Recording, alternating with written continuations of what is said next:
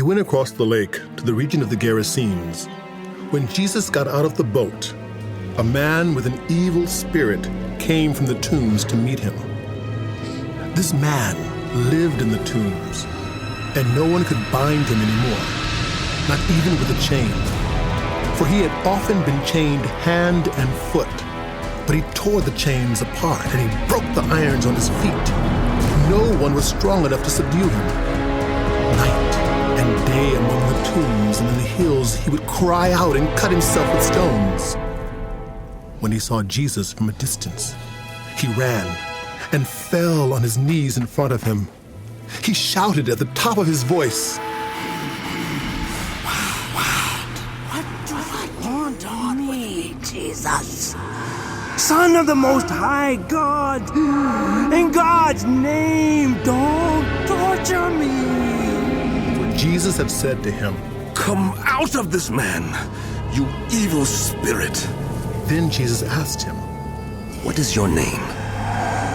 My name is Legion. We are many. and he begged Jesus again and again not to send them out of the area. A large herd of pigs was feeding on the nearby hillside. The demons begged Jesus, Send us among the pigs! Allow us to go into them! He gave them permission, and the evil spirits came out and went into the pigs. The herd, about 2,000 in number, rushed down the steep bank into the lake and were drowned. Those tending the pigs ran off and reported this in the town and countryside, and the people went out to see what had happened.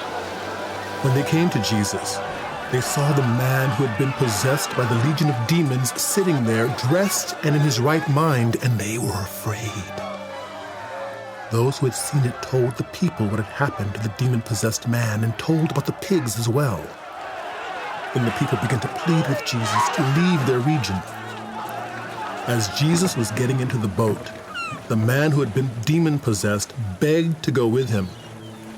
Jesus did not let him, but said, Go home to your own people and tell them how much the Lord has done for you and how he has had mercy on you.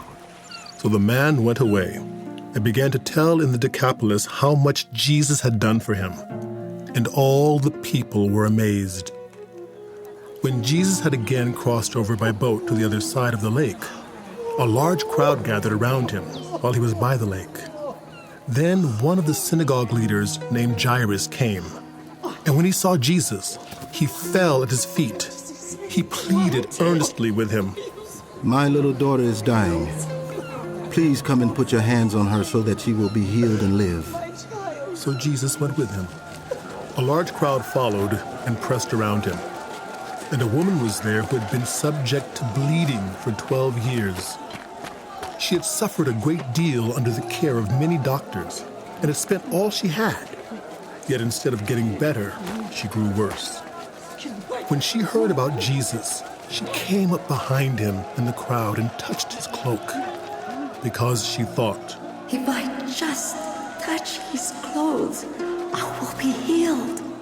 Immediately her bleeding stopped, and she felt in her body that she was freed from her suffering. At once Jesus realized that power had gone out from him. He turned around in the crowd and asked, Who touched my clothes? You see the people crowding against you. His disciples answered. And yet you can ask who touched me? But Jesus kept looking around to see who had done it. Then the woman, knowing what had happened to her, came and fell at his feet, and trembling with fear, told him the whole truth. He said to her, Daughter, your faith has healed you. Go in peace and be freed from your suffering. While Jesus was still speaking, some people came from the house of Jairus, the synagogue leader. Your daughter is dead, they said. Why bother the teacher anymore? Overhearing what they said, Jesus told him, Don't be afraid, just believe. He did not let anyone follow him except Peter, James, and John, the brother of James. When they came to the home of the synagogue leader, Jesus saw a commotion with people crying and wailing loudly. He went in and said to them, Why all this commotion and wailing? The child is not dead, but asleep. But they laughed at him. After he put them all out, he took the child's father and mother and the disciples who were with him and went in where the child was. He took her by the hand and said to her, Talitha kum, which means, little girl, I say to you, get up. Immediately the girl stood up and began to walk around. She was 12 years old. At this, they were completely astonished. He gave strict orders not to let anyone know about this and told them to give her something to eat.